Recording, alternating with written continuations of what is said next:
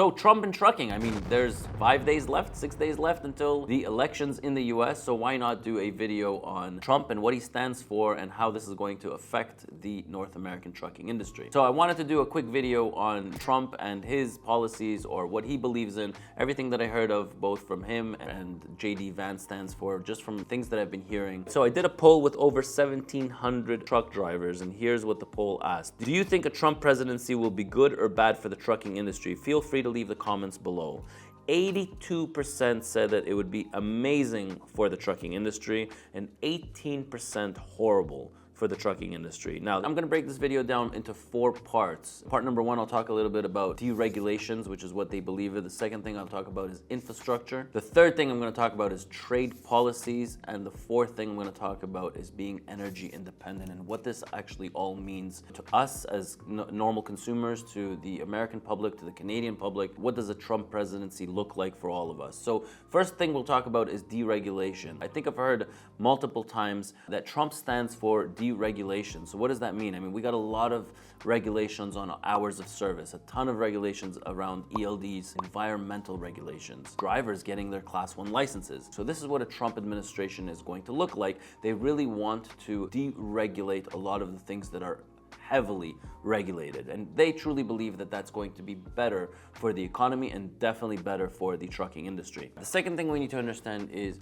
tax cuts. So a Trump administration is for tax cuts. Now, I think we all understand that a lot of our money and a lot of the public's money with high interest rates and being heavily taxed on the personal side, the corporate side, when you're heavily taxed, you don't have that much left over at the end of the month. So if somebody's going to lower our taxes, that means a little bit more money in our pockets. Tell them to bring me my money.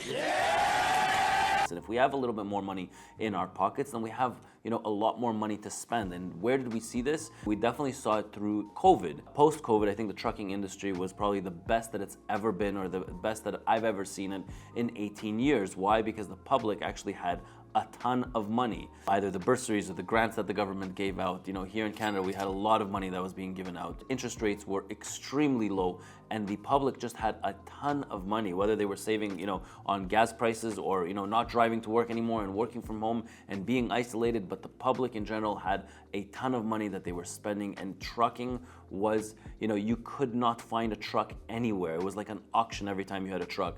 People were bidding for it, people were fighting over for it. I mean, the rates were skyrocketing.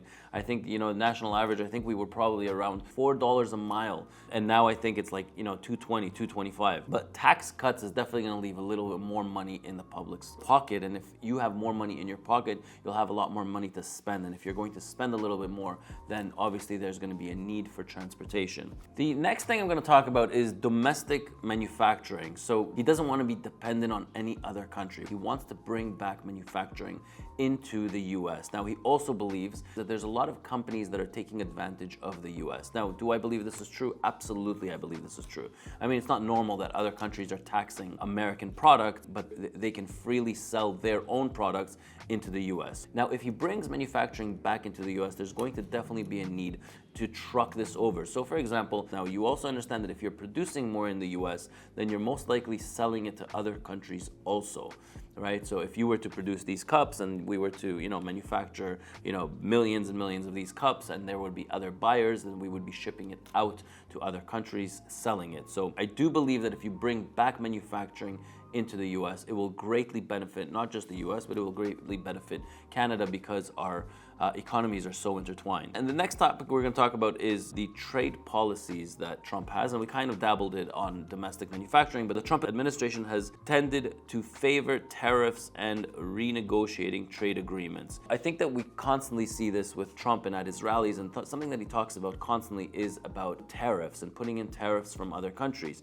Now, a lot of people think that this is going to spike the rates here, but I think long term it's actually going to benefit the US and also benefit trucking. Why?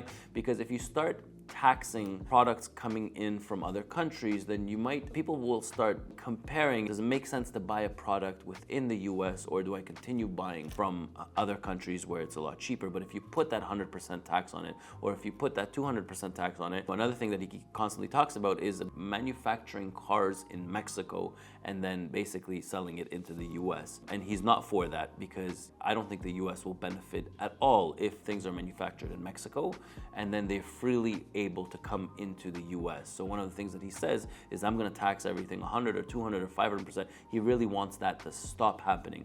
Manufacture the products in the US, create good paying jobs in the US, and if you have good paying jobs in the US, that means the economy has a lot more money and people will start spending a lot more. And if they spend a lot more, then they're buying a lot more. And if they're buying a lot more, then again, there's more need for trucking and transportation. The last thing I'm going to talk about is his administration is definitely for being energy independent. I mean, his slogan all over, all the time he talks about is drill, baby, drill. Constantly see that at his rallies, but what does that actually mean? So he truly believes that if you are energy independent, it's going to bring the price down significantly for fuel to heat your home, gas that we put in our cars, the diesel that we put in our trucks. When you are going to produce and you're going to be energy independent, definitely going to drive the prices to come down on fuel. But I, as a fleet, when I see the numbers, just over the last quarter, as fuel has dropped probably about 50, 60, 70 cents a gallon nationwide, as a national average, that has significantly increased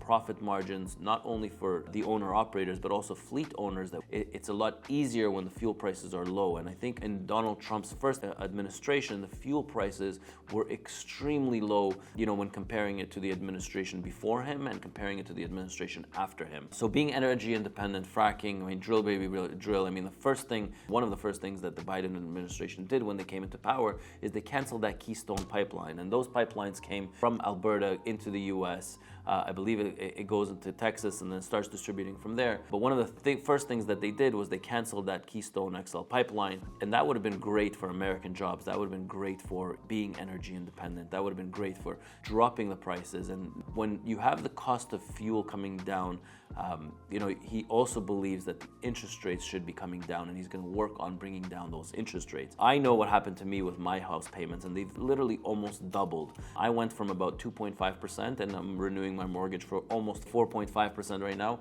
And honestly, my mortgage payments have almost doubled here in Canada. And the same thing happens in the US. I mean, when people are renewing their mortgages for much higher interest rates, the cost of funds has definitely gone up through the Biden administration. And one of the things that he wants to do is bring down interest rates. And if he brings down the interest rates, then that actually means more money in our pocket. Hopefully I was able to break it down to you. I mean, this is the Trump administration, and these are going to be the positive effects on our trucking industry. Now, I know I'm going to get bombarded and smashed from all over the place, but I'd really love to hear your opinion. I'm Ronen, and I'll catch you in my next video.